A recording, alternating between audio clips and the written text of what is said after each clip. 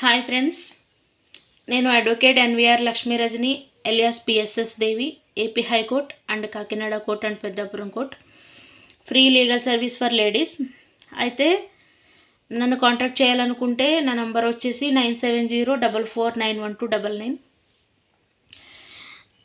ఈరోజు మనం తెలుసుకుంటున్న టాపిక్ ఏంటంటే వీలునామా అనేది ఎన్నిసార్లు రాయొచ్చు, ఎన్నిసార్లైనా రాయొచ్చండి వీలునామా అనేది. అయితే మీరు ఒకరికి వీలునామా నా తర్వాత వస్తుంది వీళ్ళకి అని చెప్పేసి మీకు ఒక కూతురికి రాశారు, మీ చిన్న కూతురికి రాశారు, లేదా చిన్న కొడుకుకి రాశారు. రాసి కొన్ని రోజులు పోయిన తర్వాత వాళ్ళు మిమ్మల్ని సరిగా చూసుకోలేదు, వాళ్ళు ఏదో ఫుడ్ పెట్టక నాన్న టార్చర్ పెడుతున్నారు మిమ్మల్ని వీళ్ళు రాసిన తర్వాత. అయితే మీరు 2005లో ఒకరికి రాశారు వీలునామా, మీ చిన్న కొడుకుకు చిన్న కూతురుకు ఎవరో ఒకరికి రాసిన తర్వాత ఆ వీలునామా అనేది వీళ్ళు సరిగా చూడకుండా ఉండడం వల్ల, లేదా మీకు ఇంకా వేరే వాళ్ళకి ఎవరికన్నా రాయాలి అనిపించినా కూడా మీరేం చేయాలంటే 2005లో నా చిన్న కొడుకుకి రాసిన వీలునామాని నేను రద్దు చేసుకుంటున్నాను.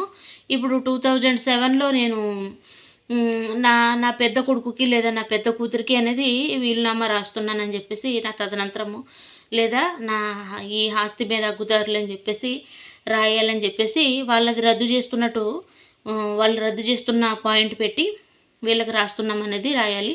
అయితే 2005లో రాసిన వాళ్ళకి ఎటువంటి హక్కు ఉండదు ఆ వీలునామా మీద.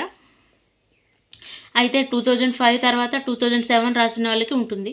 అలాగే 2007లో కూడా మీకు మళ్ళీ వీలునామా మీరు మార్చుకోవాలి, వేరే పర్సన్కి ఎవరికన్నా రాయాలి అనుకుంటే కనుక మళ్ళీ 2007 నుంచి మళ్ళీ 2020లోనో 26లోనో 25లోనో ఎవరో ఒకరికి మళ్ళీ మార్చుకోవాలని మీకు అనిపిస్తే మీరు ఏంటంటే అప్పుడు మళ్ళీ మార్చుకుని ఈ మొదట రాసిన అతనికి రెండోసారి రాసిన వాళ్ళకి కూడా దీని మీద ఎటువంటి హక్కు లేదు అని చెప్పేసి ఒక పాయింట్ అనేది జత చేసి, ఇప్పుడు ప్రజెంట్ రాస్తున్న వాళ్ళకే సర్వ హక్కులు ఉన్నాయని చెప్పేసి అందులో వీలునామాలో పెట్టి మీరు రాసుకోవచ్చు.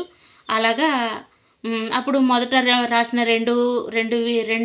ఇద్దరు పర్సన్స్కి కూడా అది క్యాన్సిల్ అవుతుంది, వాళ్ళకి ఏ హక్కు ఉండదు. ఇప్పుడు ఫ్రెష్గా రాసిన వాళ్ళకి మాత్రమే అన్ని హక్కులు మొత్తం పూర్తి హక్కులు అనేది ఉంటాయి. Thanks for watching.